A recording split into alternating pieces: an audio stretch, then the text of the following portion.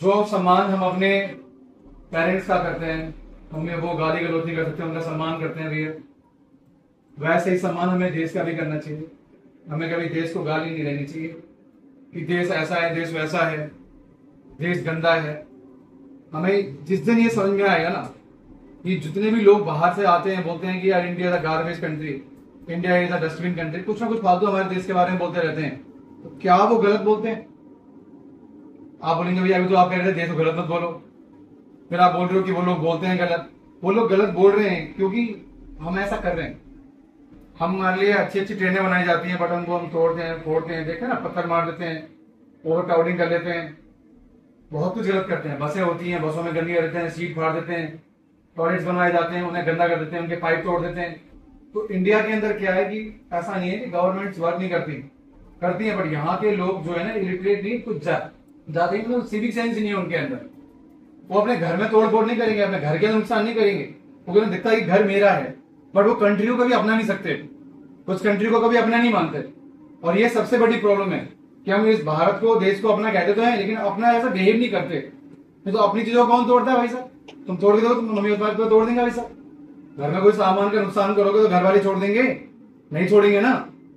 और तुम खुद भी नुकसान नहीं करोगे, कोई क्यों अपना नुकसान करेगा? लेकिन बाहर हम बहुत कुछ गंदगी करते हैं। हमें ये समझना पड़ेगा इंडिपेंडेंस डे पर कि हमें अंग्रेजों से आजादी मिल चुकी है, लेकिन सबसे बड़ी आजादी जो हमें चाहिए वो है ये जो खराब सिविक सेंस है, जहां पे कोई लड़की बच्ची जा नहीं सकती रात में, कोई अकेले ट्रेवल कर नहीं पाती कभी भी कहीं भी। हमें लगता है कि पुलिस वाले होनी चाहिए, हमें लगता है सरकार होनी चाहिए। सरकार किस किस चीजों के लिए जिम्मेदार होगी? पुलिस वाले, आर्मी वाले तुम्हारे लिए कहां कहां तक रहेंगे? क्या वो तुम्हारे लिए डांटने आएंगे? ट्रेन में तुम्हारे लिए बंदा बैठा रहेगा हमेशा कि तू गंदगी ना कर? थोड़ा तो अकल लड़ाओ। हम सरकार को, किसी को भी ब्लेम करते हैं, पर उससे पहले हमें देखना पड़ेगा कि हमारे अंदर कितना सिविक सेंस है कि यार हम चीजों को अच्छा नहीं रह सकते, हम उन्हें गंदा क्यों करते हैं? हमें लगता है कि सफाई करने वाला आएगा। मेरा खुद का भी कई सारे दोस्त है, मैं देखता हूँ कभी जाते हैं कहीं पे तो जान पूछ कर गंदगी करते हैं। वो तो यार क्यों कर रहा है भाई, पार्क गंदा क्यों कर रहा है? अरे सत्य भाई, कोई बंदा आ जाएगा, झाड़ू पोंछा कर देगा, क्या ही दिक्कत आ रही है? कोई आ जाएगा ये सोच के हम गंदगी करते हैं, कोई आ जाएगा उठा के डस्टबिन में डाल देगा, हम क्यों नहीं डाल रहे उसको? ये जो इंडिपेंडेंस डे है ना, ये सबसे महत्वपूर्ण चीज है हमारे लिए, जहां पे हमें सोचना है कि भैया हमें अच्छी आदतों को अपनाना है। और अच्छी आदतें कब आएंगी? जब हम अच्छे लोगों के साथ बैठेंगे, हम मोबाइल पे अच्छा कंटेंट देखेंगे, ठीक है? तो ये सब चीजें हमारे लिए जरूरी है। ये जो इंडिपेंडेंस डे है ना, इससे थोड़ा जाति धर्म से ऊपर उठने की कोशिश करिए, ठीक है? ऑपरेशन सिंदूर में आपने देखा कि हमारे हर धर्म के लोग, हमारी हर जाति के लोग क्या थे, मिलकर काम कर रहे थे ना। वहां पे उनको एक ही आवाज सुनाई दे रही थी। आपको क्या सुनाई दे रही थी? इंडियन। कहीं कुछ सुनाई दे रहा था आपको? हिंदू, मुस्लिम, सिख, ईसाई नहीं सुनाई दे रहा था ना, सिर्फ एक आवाज सुनाई दे रही थी, इंडियन। ठीक है? पाकिस्तान को हरा दिया, किसने हरा दिया? इंडियन ने हरा दिया, भारतीयों ने हरा दिया। ठीक है? तो समझो इस बात को यार, हम एज अ कलेक्टिव हैं। आज हम अगर न्यूक्लियर पावर हैं तो ऐसे लोगों की वजह से हैं। तो हमें बस ये समझना पड़ेगा कि ये जो हम अपने बाइकों पे लिखवा देते हैं अपनी जाति सूचक शब्द, गाड़ियों पे लिखवा देते हैं आपकी जाति, आपका धर्म महान हो सकता है, पर उससे ज्यादा जरूरी चीज क्या है? आपका देश है। आप दिखावा करते हो अपनी जाति और धर्म का, आप दिखावा करो अपने देश का कि मैं इस देश का नागरिक हूं, मैं, ये देश मेरा है। हम हर किसी के साथ मिलकर रहेंगे, प्यार से बात करेंगे, किसी को भी छोटा या बड़ा नहीं समझेंगे। तब ये चीजें हमारे अंदर आएंगी ना तो देश बदलेगा।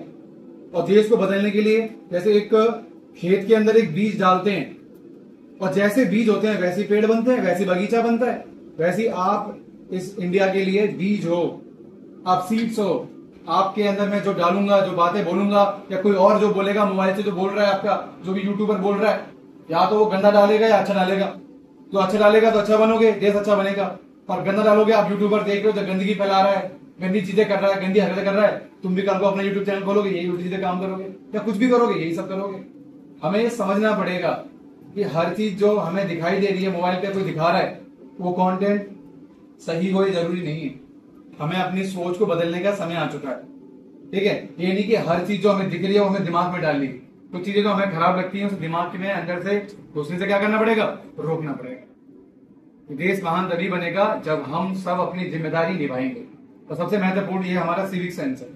ईगल वाइज इकलौती ऐसी कोचिंग है जहां पर इतने सारे बच्चे पढ़ने आते हैं, और जूते चप्पल के लिए हमने बकायदा बोला हुआ है कि आपको जो चप्पल अपने पॉलिथीन बैग्स में लेके आने।